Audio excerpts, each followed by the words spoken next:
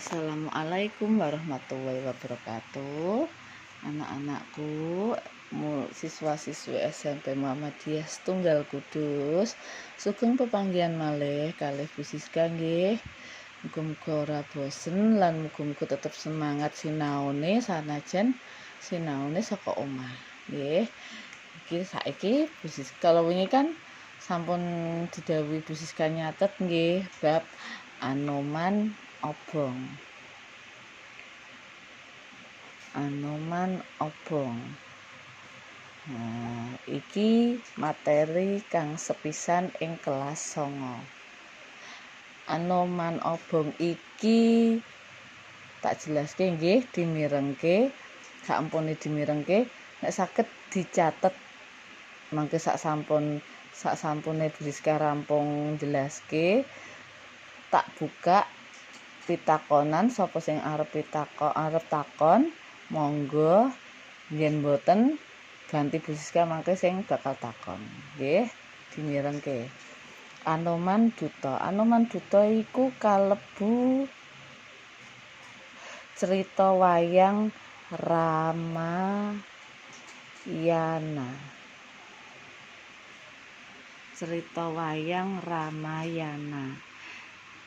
Yen isih padha eling ndek kelas 7, kelas 8, Bu Siska yo ampun nate nyeritake cerita wayang Ramayana.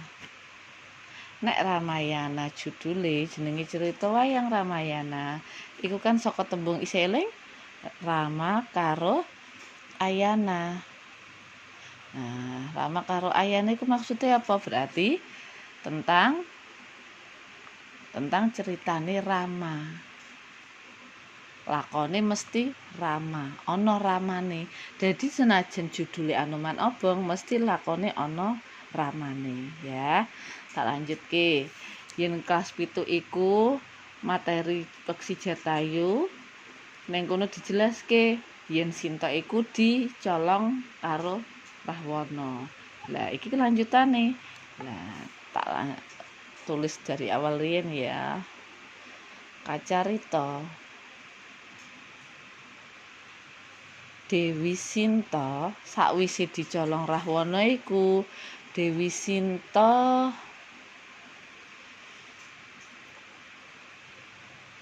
diboyong ing Alengka.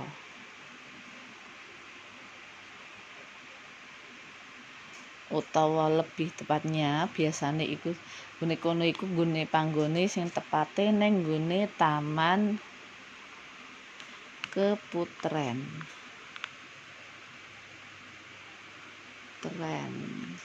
Nah, Taman Keputren.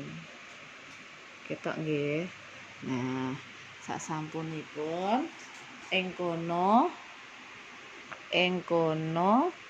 Dewi Sinta dikancani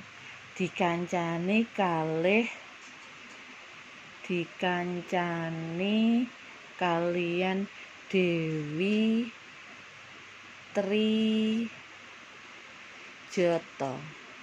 Dewi Trijata iki ku putrine Gunawan Wibisana. Ting catatan sampun wonten kok nggih. Gunawan Wibisana iki adine Rahwana. Adine Prabu Rahwana. Nah, neng kono dikancani Dewi Trijata. Nah, bareng iku kan ceritane Dewi Sinta. Lah, ing panggonan liyane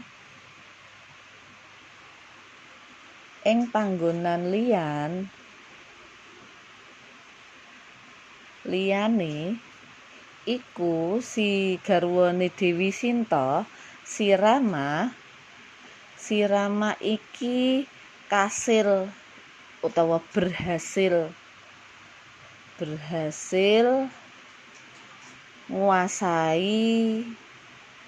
nguasani kerajaane Anoman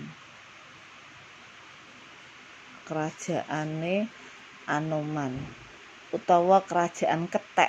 Anoman iki kan bentuke kethek ya. wujude kethek. Kethek, tapi kethek putih. Anoman iku kethek tapi warnane putih, ora kaya kethek biasane. Makane nama lain Anoman iku kethek putih. Nggih. Lah bareng wis menguasai iku mau, wis dikuasai kerajaane, terus Anoman didadekke duta. Anoman dadi dutane Sri Rama utawa Raden Rama iku mau kanggo golek Dewi Sinta, golek lan ndelok kaanane utawa keadaane Dewi Sinta. Nggih, bareng diutus ngono, Anoman langsung mangkat. Ora muni ora muni mangka-mangke, tapi bareng didhawuhi piyambake langsung mangkat. Bareng wis mangkat, golek Anoman, wis golek nang ndi terus ketemu Anoman ing Taman Keputren. Nah, ing Taman Keputren iku Anoman kepanggih. Si Anoman iki mau, si Anoman kepanggih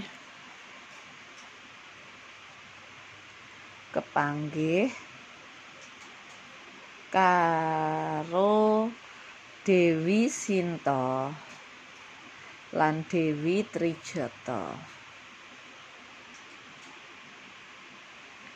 Bareng ketemu karo Dewi Sinta, karo wong sing digoleki, terus si Anoman iki ngaturake. Anoman ngaturake ali-aline Rama. Kenapa kok diaturke? Kenapa kok ali-aline dikekno si Dewi Sinta? Ya kanggo nuduhke iki lho ali-aline Rama, kanggo nuduhke, kanggo nduduhke yen aku iki sing ngongkon mrene iku Rama, yen aku iki utusane garwane jenengan yaiku Rama, ya. Terus lanjut, bareng wis ngaturke ali-aline, lah si Anoman pamit arep muleh. Lah sadurunge pamit, dhek durung ngasek pamit, durung ngasek lunga, durung ngasek ninggalno kerajaan iku. Apese Anoman dhek kecekel. Anoman kecekel. Kecekel sapa? Kecekel prajurit Alengka. Kecekel karo prajurit Alengka Diraja lan Indrajit.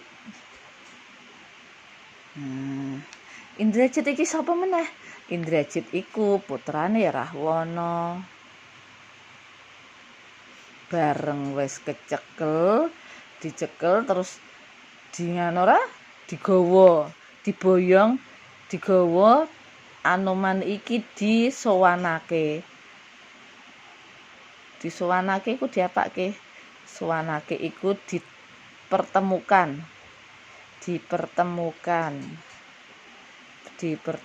karo bapake si Indrajit iku. Dipertemukan Rahwana.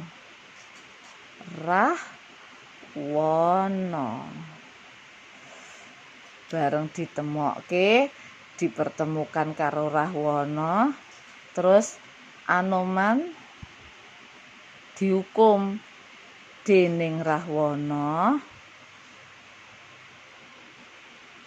Si Anoman iku dihukum bakal diobong. Anoman iki dihukum karo Rahwana bakal diobong ning ngendi? Diobong ning alun-alun Alengka. Kenapa kok ngobonge kok lare ning alun-alun Alengka? Amarga sing pisan panggone luwih ambu. Sing kaping kalih supaya rakyate Anoman rakyate si Rahwana iki ngerti. Iki lho sing wis menyelinap, sing wis mlebu delik-delik ning nggone kerajaanku. Nah, nanging amarga si Anoman iki sekti mandraguna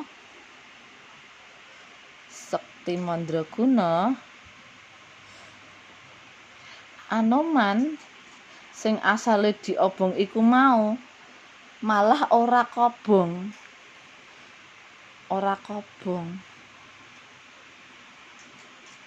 Jadi gambarnya ini kira-kira ya. Rizka kan gak pinter gambar, tapi paling enggak iso nggo gambaran kalian ya, iso nggo bayangan kalian. Iki si Anoman diobong, ditaleni neng kayu, terus diobong genine iki genine ya. Iki genine, awake iki ora kobong, awake utuh. Jadi genine iki malah menclek nempel neng awake. Bareng reti iku mau genine nempel neng awake. Kan ndek iku mau gara-gara sekti mandraguna iku mau kan genine mung nempel tok, ora ngasik ngobong awake ra cah. Ya terus si Anoman iki berot berusaha ngeculke awake saka taline iku mau. Berot bareng Anoman berot. Terus Anoman mencoloti wit-witan sing ana ning kono lan kerajaane utawa kratone Alengka. Lah nek Anoman iku mau kan diobong ora kobong mergo sekti mandraguna. Lah wit-witan iki karo kratone kan biasa, ora sekti. Jadi sing dienceloki Anoman iku kabeh mau kobong. Jadi sing kobong iku ora si Anoman, tapi malah Alengkane kobong. Nah, terus Anoman endi? Anoman lolos terus kondur nemoni Sri Rama kanggo laporan yen wis kepanggih kalih Dewi Sinta. Lah iki urut-urutane ceritane Anoman obong. Nggih, monggo saged dicatet, saged dipahami sik, digatekke sik, disesuaikan karo catetane wingi. Yen ana pitakonan saged ditangletke. Nggih, cekap semanten saking Bu Siska. Assalamualaikum warahmatullahi wabarakatuh.